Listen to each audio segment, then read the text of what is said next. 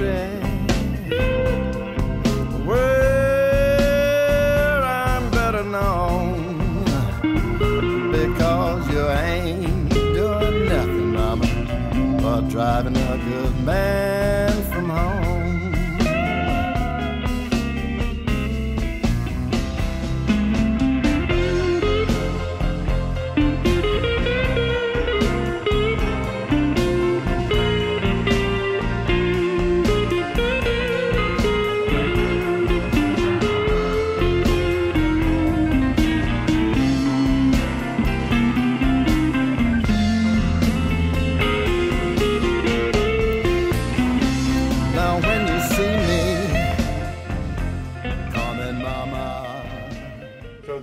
They could not start an uprising because they couldn't understand each other.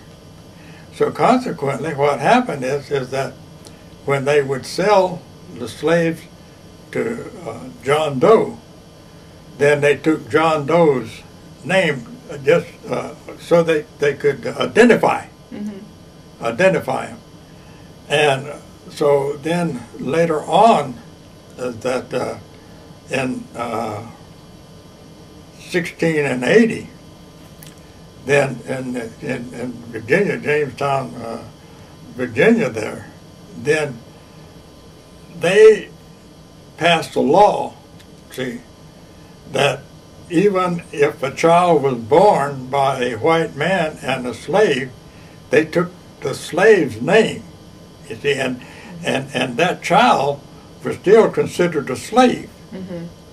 In fact, a lot of the owners, they sold their own kids, you know. And so consequently, it's like I tell a lot of people is that they couldn't even understand each other, you know, until they learned to speak English. And this is what, back in those days, the English that the slaves spoke, then see, they wouldn't let them educate them. They just picked up the words as they went by, and a lot of times they would, instead of saying that, they would say that. You know, and so who that, you know, and all. You see. I saw your joke. It's on there. Yeah, remember down in Louisiana, you know, they always say who that, and that's just a thing that they say there, you know, but really, and then you get my name. Really, my name is supposed to be Martin. What happened is my grandfather there,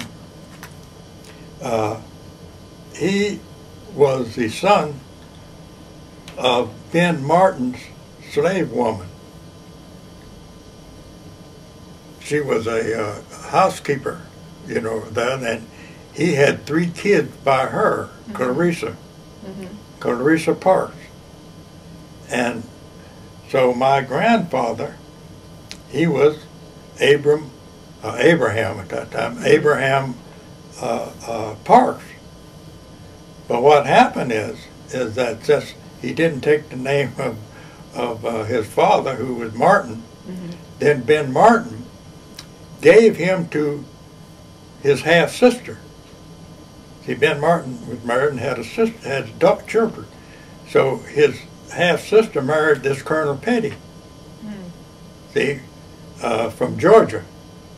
And so Ben Martin gave him to his half-sister for her carriage boy.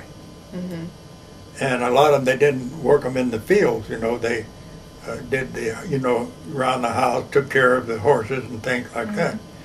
And so he was a carriage boy for his half-sister, who happened to marry this Colonel Petty from Georgia. And how did you find all this out? I got a whole box of stuff down there on the Petty, Petty roots.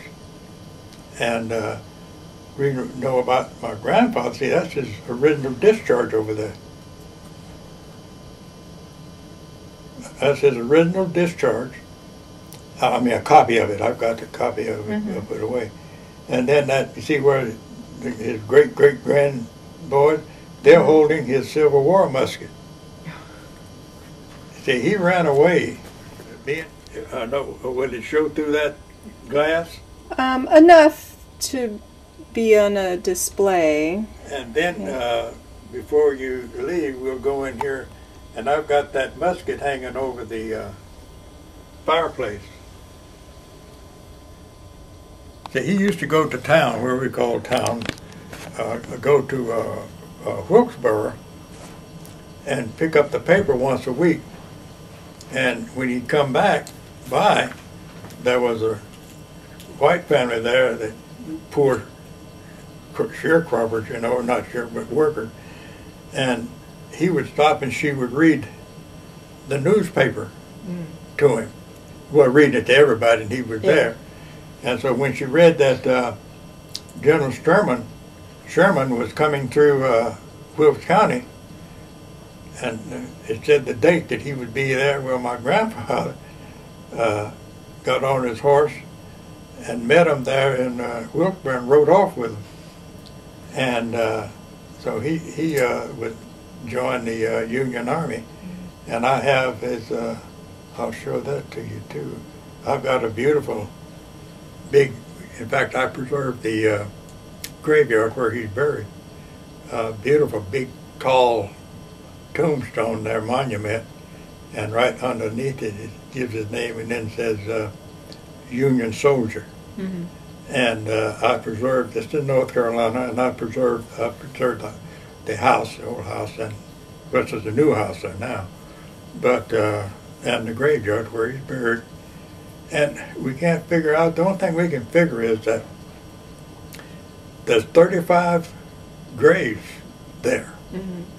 And the only thing that we can figure is that, you see, after he got out of the when he got out of the Army, then they gave him their pension, you know. And then the only thing we can figure is that he bought before he died, he owned about 400 acres of land. And slavery was so barbaric and inhuman that they didn't want a lot of people to know that people could treat other people. And then you see when Thomas Jefferson wrote the Declaration of Independence, and when it says all men are created equal, well, at that time, slaves were not considered men, people. They were just like cattle, horses. Well, women too. Yeah. They didn't mean women either. but but yes, I know. Yeah. Well, and he was conflicted about it, obviously, and that never got into the history books either until recently. See, he owned slaves himself, and just.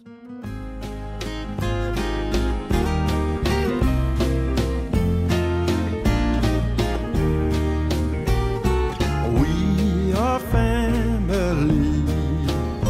We're all God's children, you see. And before we break up, we'll sit down and make up and stay a family. If I leave behind, leave behind and leave behind, what will I leave behind? After I leave the world unknown, what will I leave behind?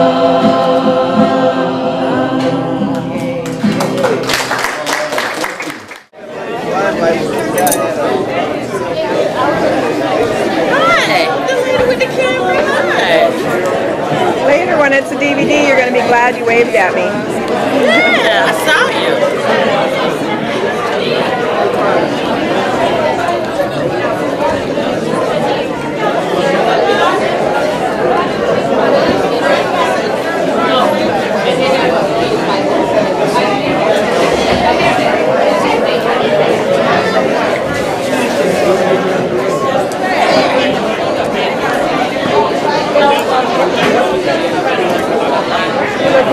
I was coming today.